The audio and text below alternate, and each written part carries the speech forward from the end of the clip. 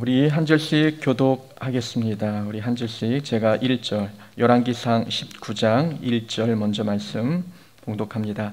아합이 엘리야가 행한 모든 일과 그가 어떻게 모든 선지자를 칼로 죽였는지를 이세벨에게 말하니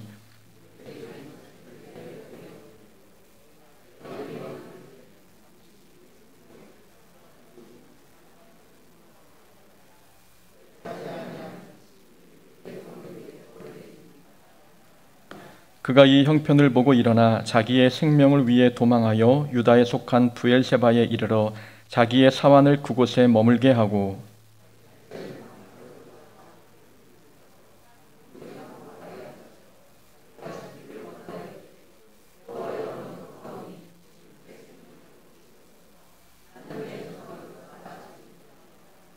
로뎀나무 아래에 누워 자더니 천사가 그를 어루만지며 그에게 이르되 일어나서 먹으라 하는지라.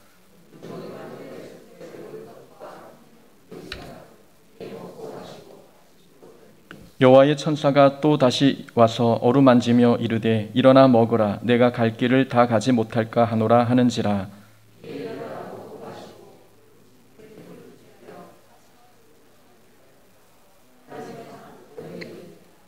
엘리야가 그곳 굴에 들어가 거기서 머물더니 여호와의 말씀이 그에게 임하여 이르시되 엘리야야 내가 어찌하여 여기 있느냐.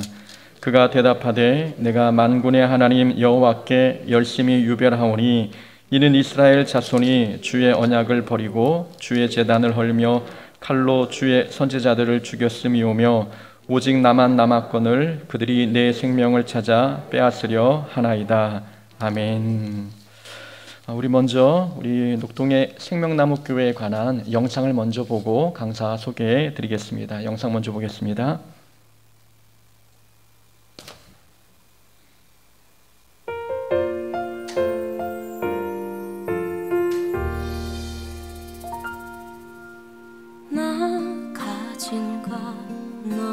작은 두랩도 너무 작아서 부끄러웠지만 내 전부를 하나님께 드릴 때 가장 크게 받으사 칭찬하시네.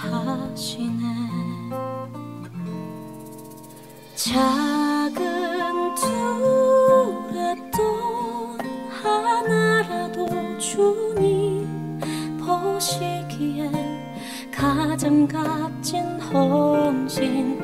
작은 내 삶도 하나님이 원하신 곳에 아름답게 쓰소서.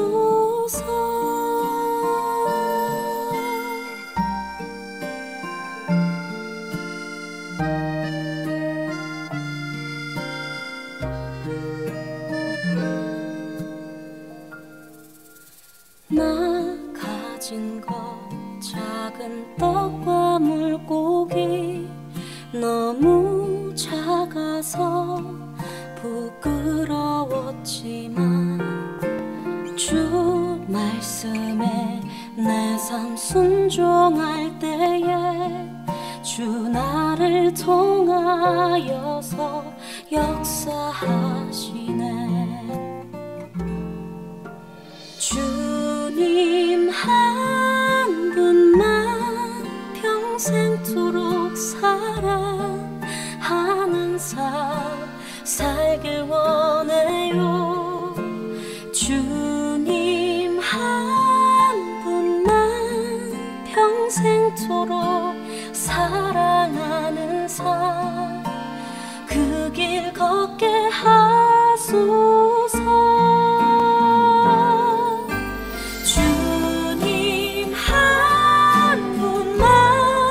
평생토록 사랑하는 삶 살길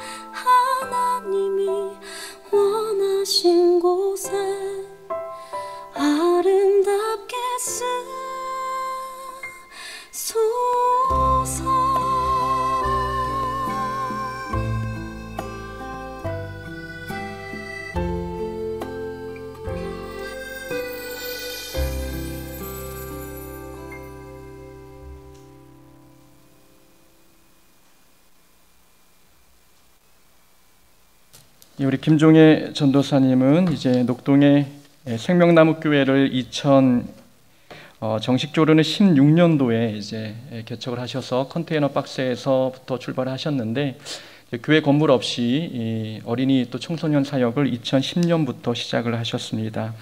그리고 이제 새 건물로 옮긴 지는 이제 2020년도에 이제 건물을 구입을 해서 옮기셨고, 작년 가을 노회 때 이제 노회 가입을 하셨습니다. 한 5년, 6년 오랫동안 지체가 되었는데, 저희 교회에서 시차례 할 때 그때 처음 만나 뵙고 이제 노회 가입을 하셔서 저희 교회에서 올해부터 선교로 함께 동역하기로 했습니다.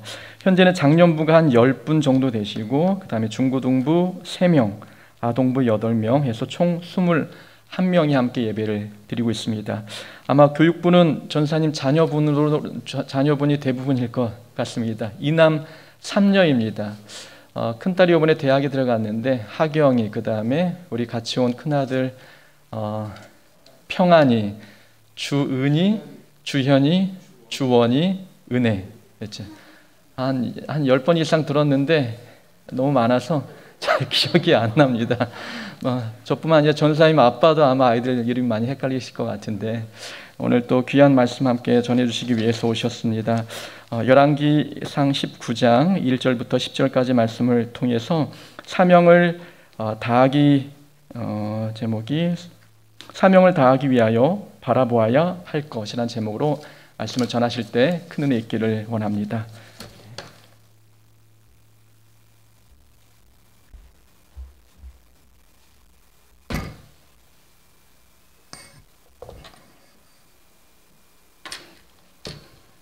기도하겠습니다. 하나님 감사합니다. 하나님께서 부족한 종 세우시고 오늘 귀한 서부교회 수요예배 말씀의 자리를 인도하시니 감사합니다. 종은 부족하고 연약합니다. 오늘도 주님의 십자가의 은혜로 종의 연약함을 덮어주시고 이 시간 주님의 귀중한 말씀을 선포할 때에 온전한 하나님의 말씀으로 대언케 하옵소서. 또한 이 말씀을 통하여 우리 서로가 힘을 얻고 이 말씀에 순종함으로 위대한 하나님 나라를 이루어가는 믿음의 동역이 이루어지게 하옵소서.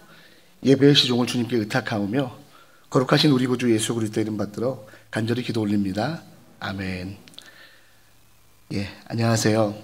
저는 조금 전에 인사 나누고 소개받았던 생명나무 교회 김종회 전도사입니다. 사실 이제 이 영상 사진을 준비하면서 참 감회가 새롭더라고요. 지나온 세월을 쭉 돌아보게 되었습니다. 아까 보셔서 아시겠지만 제 몸이 반쪽이었는데 어느새 10년이라는 세월 동안 특히 이 원수 같은 코로나가 제 몸무게를 20kg나 불리는 바람에 저는 어느덧 이 화면에 꽉 차게 되었습니다. 그런데 그 시간들을 보며 나는 과연 무엇으로 사역을 해왔나 생각하며, 아까 보셨다시피 아이들이랑 운동도 열심히 했습니다. 또 제가 잘하는 게 차력쇼를 잘합니다. 혹시 기회가 되신다면 차력쇼로 한번 불러주십시오. 아까 드렸던 그런 영상 속에. 그런데 그런저런 이런저런 생각들을 하며 나는 무엇으로 사역을 해왔을까 고민하다 보니 다 하나님의 은혜였습니다. 하나님께서 좋은 사람들 만나게 하셨고 또 좋은 제자들 만나게 하셨고, 지금도 오늘 이제 실시간 영상 스트리밍을 군 생활하고 있는 그때 함께 했던, 아까 빨간 옷을 입고 코에다가 나무젓가락을 대고 있던 그 친구가 함께 영상으로 예배하고 있습니다. 다 하나님의 은혜더라고요. 저는 이 모든 것이 하나님의 은혜임을 고백하며 우리 서부교회와 또 우리 생명나무 교회가 이 고흥지역에서 멋지게 하나님의 위대한 일들을 감당하는 그런 도구로 쓰임받길 다시 한번 원합니다. 저는 짧다면 짧고 길다면 긴 40여 년의 삶을 살았는데 여기 인생의 선배님들이 많이 계셔서 상당히 짧은 것 같습니다. 저희 교회에서는 좀 길다고 얘기하는데 많은 고난도 있고 위기도 있었습니다. 특별히 2009년 말이었죠.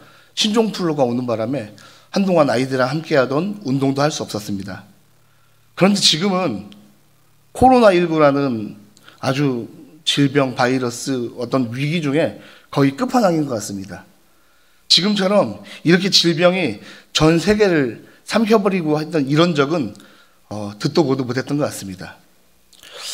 오늘 우리가 살고 있는 이 시대는요, 그 어떤 시대보다 암울하고 앞날이 불투명하다고 얘기할 수 있습니다. 왜냐하면 코로나19로 끝나는 것이 아니라 오미크론 내지는 그 위에 델타 변이뿐만 아니라 또 다른 바이러스의 변이나 변종들이 우리를 또 공격할 수 있기 때문입니다. 인간은 사회적 동물이라고 얘기하죠. 그런데 이 코로나19 때문에 가장 문제가 된 게 뭐냐? 사람이 사람을 만나는 걸 두려워하게 되었습니다. 저는 사실 저희 주일학교 학생들이 전사님 저 아파서 오늘 예배 빠지고 싶어요 그러면은 무슨 소리야, 와서 기도받아, 전사님 기도해 줄게. 제가 그러던 사람이거든요. 그런데 어느 날 우리 학생 하나가 전사님 저 열이 나는데 PCR 검사 받고 와서 교회 못 갈 것 같아요. 예전 같으면 제가 뭐라 그래야 될까요?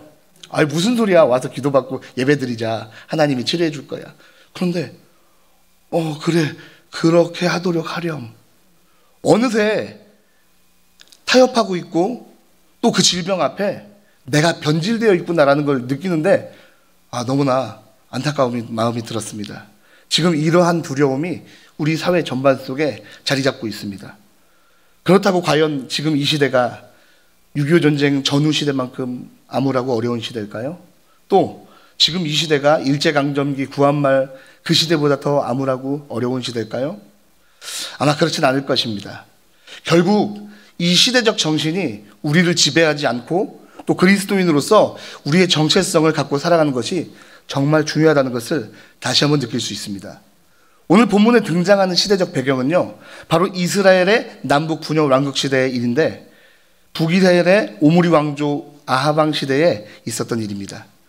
그 시대는 이스라엘이 영적으로 굉장히 암울한 시대였습니다. 아합 왕의 왕비가 누구냐면 이세벨인데요. 이 이세벨의 아버지가 엣바알이라는 사람입니다. 엣바알은 바알을 섬기는 제사장이며 왕이었습니다. 그렇기 때문에 왕비 이세벨은요, 이 북이스라엘 땅의 모든 제단들을 부수고 또 선지자들을 학살하기 시작했습니다. 그뿐만 아니라 북이스라엘을 온통 바알과 아세라를 섬기는 우상의 나라로 변질시켜버렸습니다.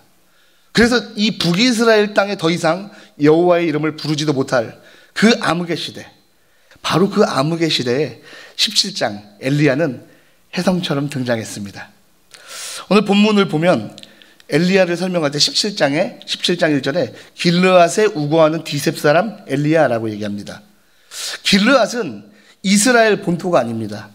이스라엘에서 요단강을 건너 요단강 동편에 있는 땅으로서 이 팔레스타인의 중심 지역이 아닌 변두리예요.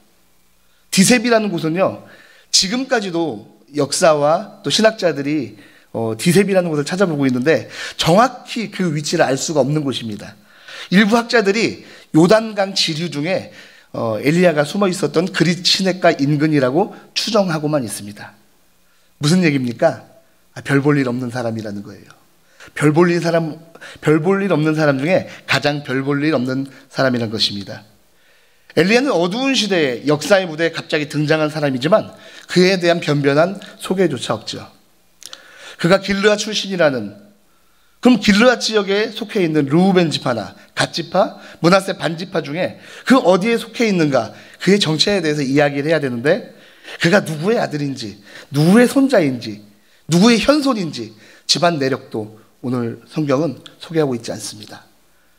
우리가 그에 대해서 알 수 있는 것은 그가 누구라고요? 디셉 사람 엘리야라는 것입니다.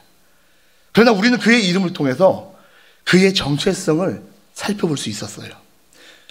엘리야, 그의 이름은요, 여호와는 나의 하나님이십니다. 그의 이름을 통해 그가 어떠한 삶을 살고자 하는지, 그가 어떠한 삶을 살고 있는지를 우리는 어느 정도 유추해 볼 수 있습니다. 이것은 엘리야에 대한 기본적인 정보를 함께 나누는 것이고요.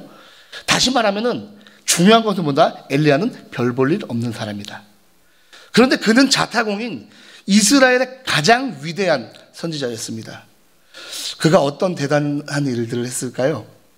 그가 하나님의 명령으로 선포했을 때 땅에 3년 6개월 동안이나 비와 이슬조차도 내리지 않았습니다. 또 그가 하나님의 인도하심을 받아 그리시네가에 숨어 있을 때 까마귀가 그에게 떡과 고기를 가져다 줘서 그가 그것으로 먹고 마셨습니다. 또 그곳에서 시냇물이 말라서 더 이상 그가 먹고 마실 수 없을 때 하나님께서 그를 사르밧 과부에게 인도하시고 과부의 공궤를 받아서 통의 가루와 병의 기름이 지면에 비가 내리는 날까지 끊이지 않았습니다. 또 그 과부의 아들이 죽었을 때 그 아이를 위해 부르짖었더니 그 아들이 살아났죠. 갈멜산에서는 어떤 일이 있었습니까? 바알 선지자 450명과 또 아세라 선지자 400명과 그 놀라운 대결에서 승리했습니다. 그가 하늘에서 불을 내려서 50부장과 그의 군사 50명을 3번이나 불살랐죠. 또 요단강을 가르고 회오리 바람 속에 병거 타고 하늘로 승천한 위대한 선지자입니다. 그런데 오늘 본문을 살펴보니까 이 위대한 선지자의 그가 걸어가는 사명의 길에도 위기와 영적 침체가 오더라는 것입니다. 우리 19장 4절 말씀 함께 읽습니다. 시작.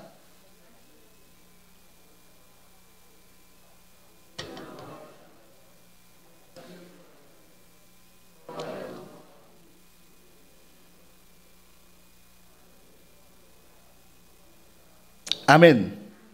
예, 오늘 19장 4절 말씀을 축약하면요, 엘리야가 로뎀나무 아래에 앉아 있습니다. 그리고 그가 하나님께 주저앉아서 외치는 것입니다. 나 좀 죽게 해주세요. 나 좀 죽여주세요.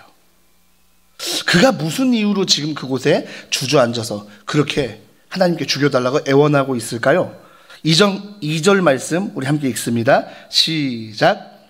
이세벨이 사신을 엘리야에게 보내어 이르되 내가 만일 내일 이맘때에는 반드시 내 생명을 저 사람들 중 한 사람의 생명과 같게 하리라. 그렇게 하지 아니하면 신들이 내게 벌 위에 벌을 내림이 마땅하니라 한지라. 아멘. 이세벨이요, 아합의 부인 왕비 이세벨이 자신을 섬기는 우상들의 이름으로 맹세합니다. 내가 내일 이맘때 반드시 너를 바알 선지자들처럼 저렇게 죽이리라. 지금 엘리야는 그 협박 때문에 지금 이곳에 주저앉아서 로뎀나무 아래 주저앉아서 하나님께 애원하고 있는 것입니다. 여러분들은 이해가 쉽게 되시나요? 이해가 쉽게 되시나요? 저는 이해가 잘 안 돼요. 왜냐면요, 지금 엘리야의 행동이 지금까지 엘리야가 걸어왔던 행보를 보면은 그는 엄청난 담력을 갖고 있는 사람이고요, 엄청난 능력을 갖고 있는 사람인데요, 그가 지금 하고 있는 모습은 어쩌면 지금 이제 예수 믿은 지 얼마 안 돼서 초신자가 두려워 떠는 것 같은 모습으로 그가 주저앉아 있더라는 거예요. 엘리야의 이 모습을 심리학자들은 목회자의 번아웃 증후군이라고 얘기합니다. 번아웃 증후군이란 의욕적으로 일에 몰두하던 사람들이 극도의 신체적인, 정신적인 피로감을 호소하며 무기력해지는 현상이라고 얘기합니다. 많은 사람들이 엘리야의 영적 침체 사건을 이렇게 설명하려고 하는데, 하지만 이거는 지극히 세속적인 접근 방식이고요, 지극히 인간적인 접근 방식입니다. 만약 엘리야가 번아웃 증후군으로 지금 이런 영적 침체를 맛보고 있는 거라면 기본적인 전제가 뭐냐? 엘리야는 하나님의 영에 의해서, 하나님의 감동에 의해서 일한 사람이 아니라 자기 자신의 능력으로 일한 사람이어야 합니다. 우리는 오늘 본문을 통해서 엘리야의 행동 양식의 이상을 발견할 수 있습니다. 즉, 엘리야의 행동 양식이 바뀐 거예요. 우리 17장 이후로, 엘리야가 등장한 이후로 지금까지 지극히 엘리야는 하나님의 말씀에 의해서 하나님의 말씀대로만 그렇게 행동하던 사람입니다. 즉, 지금 그가 두려워 떨고 있는 것은 이세벨의 협박 때문이 아닙니다. 그가 아합에게 가서 단비를 선고하러 갔을 때, 그때 이미 모든 여호와의 선지자들이 죽임을 당했습니다. 그런데 그 아합 왕과 이세벨 앞에 섰을 때 그는 두려워 떨지 않았을까요?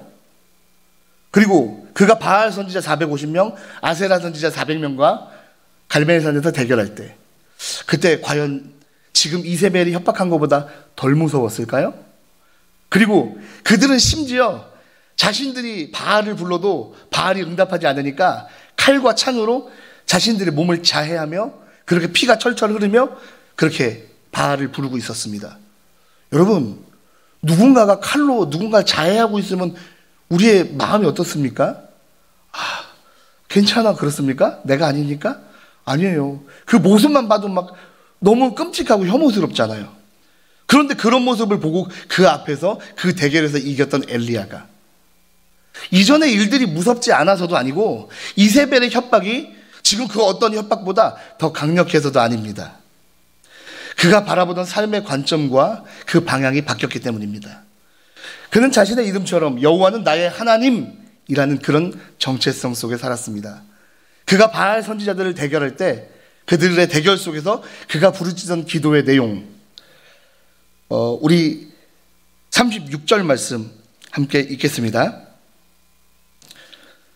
18장 36절입니다. 시작. 저녁 소재 드릴 때에 이르러 선지자 엘리야가 나아가서 말하되 아브라함과 이삭과 이스라엘의 하나님 여호와여, 주께서 이스라엘 중에서 하나님이신 것과 내가 주의 종인 것과 내가 주의 말씀대로 이 모든 일을 행하는 것을 오늘 알게 하옵소서. 아멘. 그가 부르짖는 기도의 내용입니다. 아브라함의 하나님, 이삭의 하나님, 이스라엘의 하나님 여호와여, 주께서 이스라엘 중에서 하나님이신 것과 내가 주의 종인 것과 내가 주의 말씀대로 이 모든 일을 행하는 줄을 오늘 알게 하옵소서. 이것이 바로 엘리야가 지향하고 살아온 삶의 정체성입니다. 살아계신 하나님과 그분의 일을 선포하며 그 백성들을 그 악한 길에서 돌이킬 수 있도록 종으로서 하나님의 일을 감당하는 것이었죠. 그럼 지금까지 그가 어떻게 살았고 어떻게 행동했는지 말씀을 통해서 한번 보겠습니다. 우리 17장 2절 말씀 함께 읽습니다. 시작. 여호와의 말씀이 엘리야에게 임하여 이르시되, 여호와의 말씀이 엘리야에게 임했습니다. 그러자 그는 5절에 그가 여호와의 말씀과 같이 하여 곧 가서 요단 앞 그릿 시냇가에 머물매. 그는 하나님의 말씀이 임하자마자 그 하나님의 말씀과 같이 하여 하나님의 명령대로 그릿 시냇가로 나아갔습니다. 그는 지극히 말씀과 함께하는 사람이죠. 또 우리 17장 8절 말씀 읽겠습니다. 시작. 엘리야에게 임하여 이르시되, 아멘.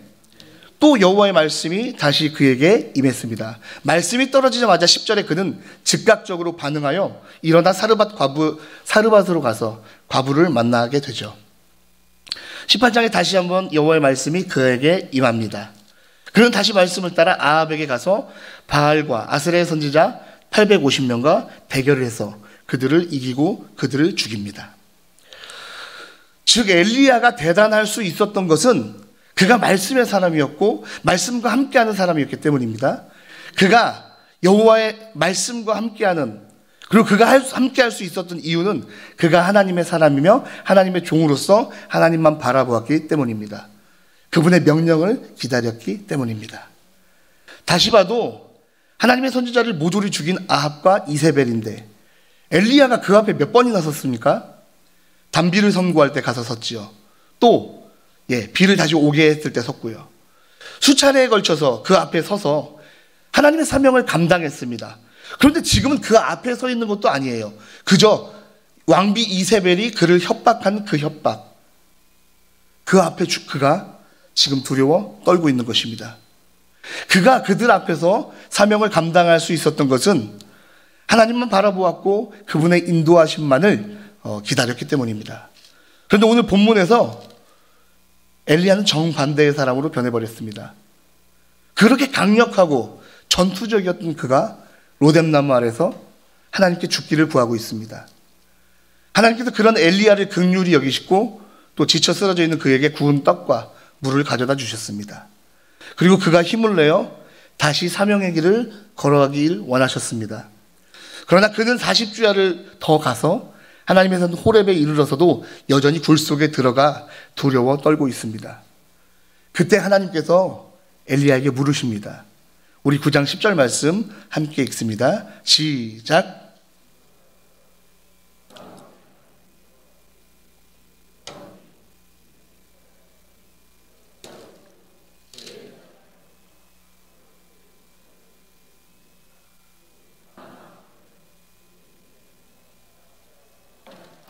아멘.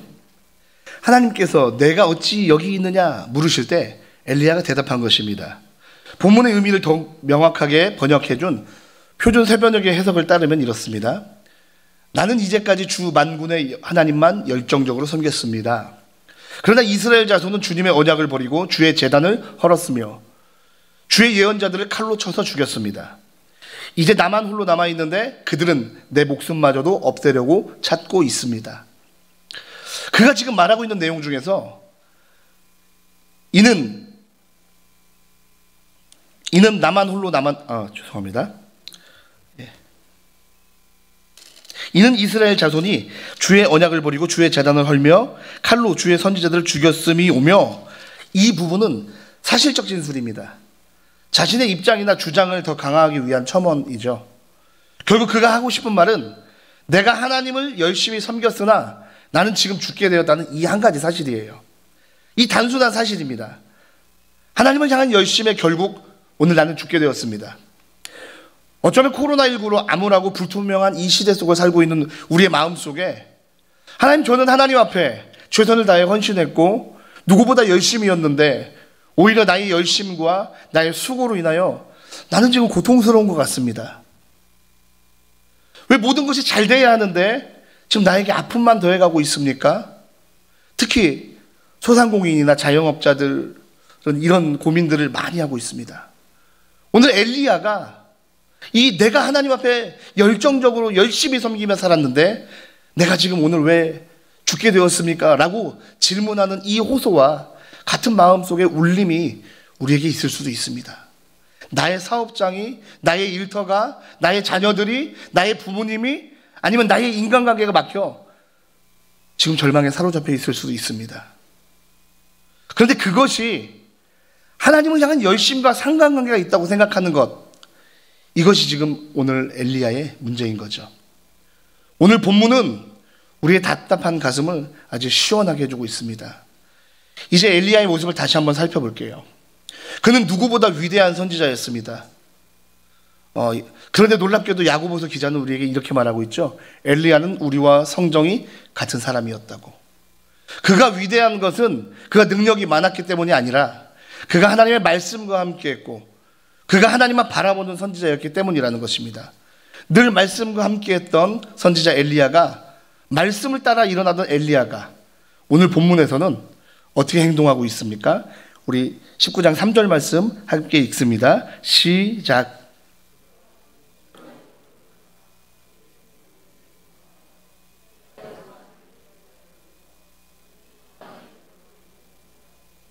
아멘. 지금까지 말씀을 따라 말씀대로 살던 엘리야가 19장 3절에서는요 자신의 형편을 보고 일어나더라는 거예요. 자신의 생명을 위해서 일어나더라는 거예요. 그렇게 그를 두려워 떨게 했던 이세벨이 대단했을까? 그저 그를 공포에 떨게 한 것은 의미 없는 신, 그가 갈멜산에서 대결했던, 아무런 응답도 하지 않고 아무런 반응도 하지 않던 그 우상에게 맹세한 것이 두려워서가 아니라, 그런 협박이 어디 엘리야에게 하루 이틀의 이야기겠습니까? 근데 오늘 엘리야가 그 협박이 그에게 증폭되어 더 크고 강하게 들리는 것은 그가 자신을 바라보았기 때문입니다.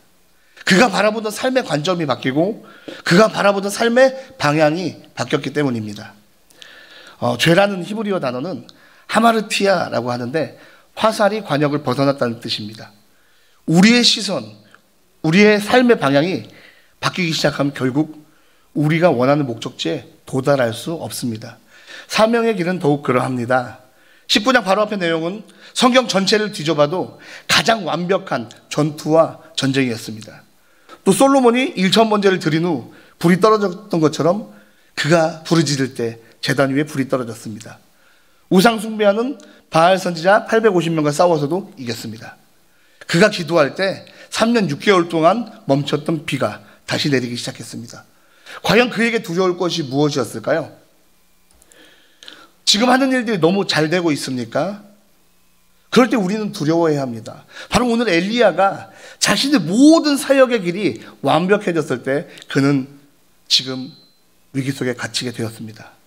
우리나라에서 가장 위대하게 쓰임받았던 많은 선배 목사님들의 모습을 보면 참 우리에게 반면교사가 되는 일들이 너무나 많습니다. 인생의 말년이 하나님 보시기에 얼마나 두렵고 떨리는지 다시 한번 고민하게 됩니다. 요즘 특별히 문제되는 것들이 자녀 세습, 자식이 능력이 없어서 좋은 교회에서 사역할 수 없을까봐 부모가 나서야 하는가? 저는 고민하게 됩니다. 또 내가 평생 섬기던 이 교회, 하나님께서 좋은 목회자를 보내줄 수 없어서 내가 내 자식을 이 교회 위에다 세워야 하는가? 이 모든 것들도 역시 그들이 좋은 교회, 대형 교회, 그런 놀라운 위치에 있기 때문에 일어나는 일들이라고 생각합니다. 목회자들 뿐만 아니라 성도 역시도 마찬가지입니다. 우리가 사람을 바라보고 나를 바라보고 형편을 바라보고 처지를 바라보면 아무것도 할 수 없습니다. 우리는 하나님만 바라봐야 합니다. 아굴의 기도처럼 모든 것이 너무 잘 되어 교만해지거나 하나님과 멀어지게 된다면 그것은 오히려 내가 안 되고 실패하는 일보다 더 못한 일입니다. 오늘 엘리야 선지 사역의 모든 것이 완벽할 때 그는 흔들렸습니다. 쟁기를 잡고 뒤를 돌아보는 자는 하나님 나라에 합당하지 않다고 하나님께서 말씀하셨습니다. 그가 두려워 떨게 된 것은 자신을 바라봤기 때문입니다. 자신의 생명을 바라보았기 때문입니다. 자기가 한 일을 바라보았기 때문입니다. 그가 10절에 고백했던 것처럼 자신의 열심을 떠올렸고 이제 오직 자신만 남아있다고 생각했기 때문입니다. 그가 간과하고 있는 것은 그가 열심히 주의 일을 했던 것, 그가 열심히 주를 섬길 수 있었던 것은 하나님의 은혜입니다. 아합이, 이세벨이 이미 모든 여호와의 선지자들을 죽였는데 그는 어떻게 살아남을 수 있었을까요? 바로 하나님의 은혜로 그가 남겨진 자가 되었던 거죠. 그가 또 간과하고 있는 것이 한 가지가 우리가 지났던 18장에 보면은 오바댜가 선지자 100명을 남겨두고 그들을 몰래 숨겨서 공개하는 모습을 우리가 볼 수 있습니다.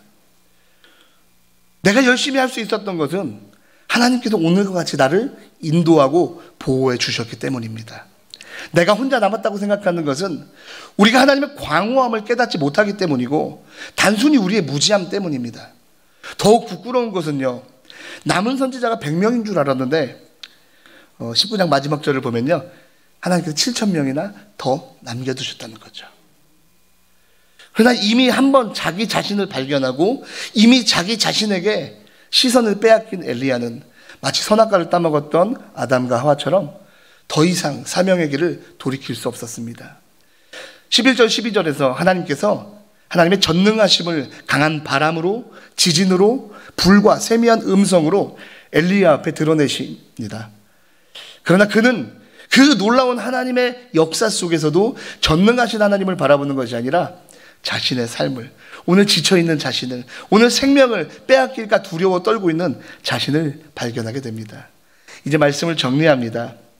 위대한 선지자 엘리야를 존재하게 하신 이는 하나님이십니다.